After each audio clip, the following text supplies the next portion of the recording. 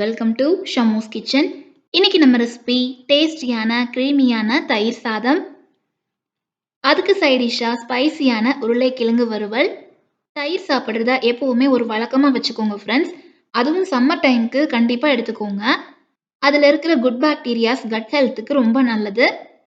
தயிரை சும்மா சாதத்தில் போட்டு சாப்பிடாம மணக்க மணக்க இஞ்சி கருவேப்பிலை எல்லாம் சேர்த்து தாளித்து விட்டு நல்ல குழைவாக பண்ணி சாப்பிடும்போது நல்ல டேஸ்டியாக இருக்கும்.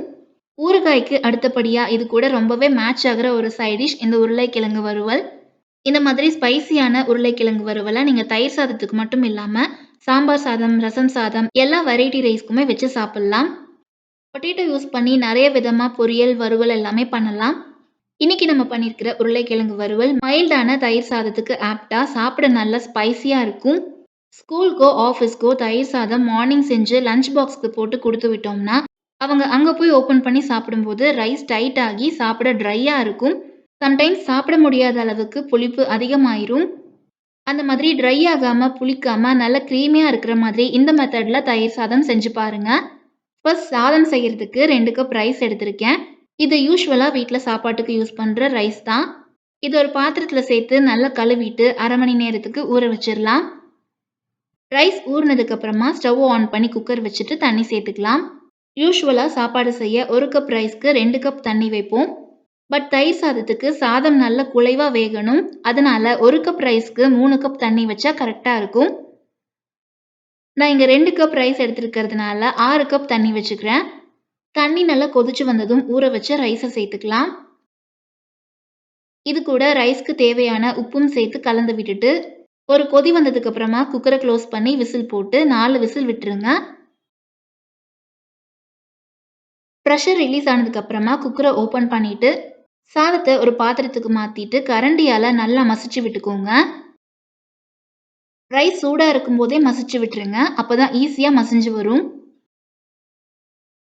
சாதம் ஆறுனதுக்கு அப்புறமா டைட் ஆயிரும். அதுக்கப்புறமா மசிக்க முடியாது. இப்ப இதுல 2 கப் அளவுக்கு காய்ச்சி ஆற வச்ச பால் சேர்த்துக்கிறேன். கூடவே நல்ல கெட்டியான தயிர், அதிகம் புளிக்காத தயிரும் சேர்த்துக்கிறேன். தேவையான அளவுக்கு தயிர் சேர்த்துக்கலாம். ரைஸை நல்லா மிக்ஸ் பண்ணிக்கோங்க. நீங்க இப்ப சாப்பிடுற மாதிரி இருந்தா ஈக்குவலான குவான்டிட்டிக்கு பாலும் தயிரும் சேர்த்துக்கோங்க. மார்னிங் செஞ்சு லஞ்ச்க்கு கொடுத்து விடுற மாதிரி இருந்தா 1 கப் தயிருக்கு 1 1/2 கப் பால் சேர்த்துக்கோங்க. அப்பதான் ரைஸ் டைட் ஆகாம இருக்கும்.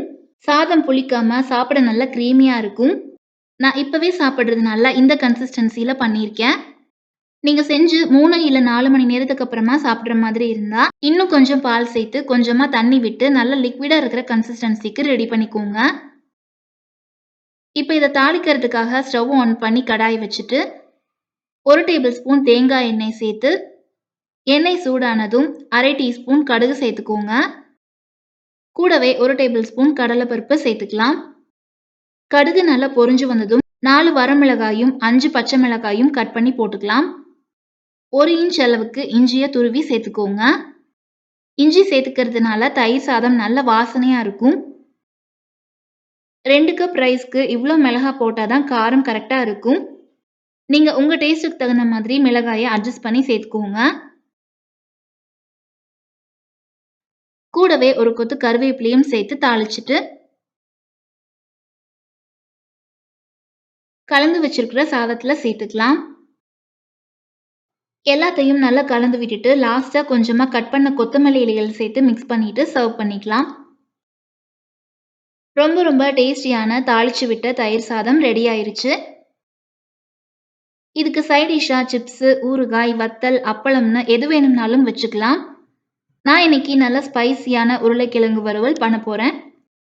அதுக்கு 2 உருளைக்கிழங்க தோல் ரிமூவ் பண்ணிட்டு இந்த மாதிரி கியூப்ஸா கட் பண்ணி கலர் மாறாம இருக்கிறதுக்காக தண்ணியில போட்டு வச்சிருக்கேன்.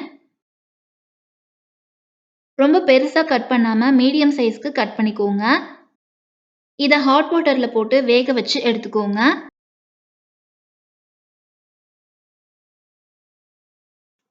ரொம்ப கொழைய வேக விட வேண்டாம். இந்த மாதிரி பிரஸ் பண்ணா மசிஞ்சு வரணும். இந்த அளவுக்கு இருந்தா கரெக்டா இருக்கும். ஓவர் பாயில் பண்ணிட்டோம்னா நம்ம வறுவல் பண்ணும்போது பீசஸ் உடைஞ்சிரும். இப்ப வறுவல் செய்யறதுக்கு ஸ்டவ் ஆன் பண்ணி கடாய் வச்சுட்டு 2 டேபிள் ஸ்பூன் தேங்காய் எண்ணெய் சேர்த்துக்கலாம். எண்ணெய் சூடானதும் 1/2 டீஸ்பூன் கடுகு சேர்த்துட்டு, கடுகு நல்லா வெடிச்சதுக்கு அப்புறமா 1 டேபிள் ஸ்பூன் கடலை பருப்பு சேர்த்துட்டு, பருப்பு நல்லா வறுபட்டதுக்கு அப்புறமா ஒரு கொத்து கருவேப்பிலையும் சேர்த்து தாளிச்சுக்கலாம்.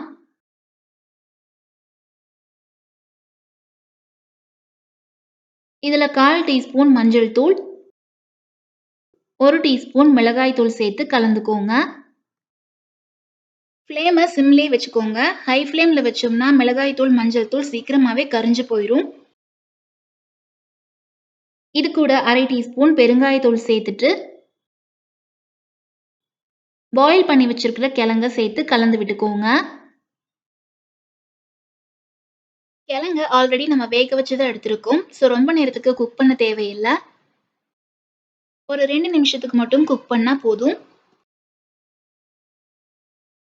இங்க 2 டேபிள் ஸ்பூன் அளவுக்கு வேர்க்கடலை எடுத்திருக்கேன். இது வறுத்த வேர்க்கடலை தான். இத மிக்ஸி ஜார்ல சேர்த்து கோர்ஸா பவுடர் பண்ணி எடுத்துக்கோங்க. இந்த கிழங்குக்கு தேவையான உப்பு சேர்த்துக்கலாம். 1/2 டீஸ்பூன் டேபிள் சால்ட் சேர்த்திருக்கேன். ஒரு 2 நிமிஷத்துக்கு நல்லா கலந்து விட்டுக்கோங்க. உப்பு, காரம் எல்லாம் கிழங்கு கூட நல்லா மிக்ஸ் ஆகி வரணும். கிழங்க ஓவர் பாயில் பண்ணியிருந்தோம்னா, இந்த மாதிரி கிளறும்போது பீசஸ் உடைஞ்சு போயிரும்.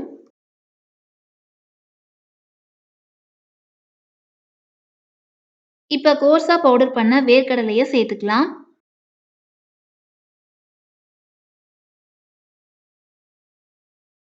ஒரு 2, 3 நிமிஷத்துக்கு கலந்து விட்டுக்கோங்க. நல்லா இந்த மாதிரி ட்ரை ஆகி வந்ததும் ஸ்டவ் ஆஃப் பண்ணிரலாம். ரொம்பவே டேஸ்டியான, ஸ்பைசியான உருளைக்கிழங்கு வறுவல் ரெடி ஆயிருச்சு. மைல்டான தயிர் சாதத்துக்கு இந்த ஸ்பைசியான உருளைக்கிழங்கு வறுவல் ரொம்பவே டேஸ்டியா இருக்கும். அண்ட் இதே மெத்தட்ல நீங்க தயிர் சாதம் செஞ்சீங்கன்னா, 4 மணி நேரத்துக்கு அப்புறமா சாப்பிட்டா கூட நல்ல புளிப்பு இல்லாம டேஸ்டியா, கிரீமியா இருக்கும். சம்மர் டைம்ல சாப்பிட ஒரு கம்ஃபர்டபுளான மீல் இது. நீங்களும் இதே மாதிரி கிரீமியான தயிர் சாதமும், ஸ்பைசியான உருளைக்கிழங்கு வறுவலும் செஞ்சு பாருங்க. ரெசிபி பத்தின உங்க ஃபீட்பேக்க மறக்காம கமெண்ட்ஸ்ல என் கூட ஷேர் பண்ணிக்கோங்க. வீடியோக்கு ஒரு லைக் குடுங்க.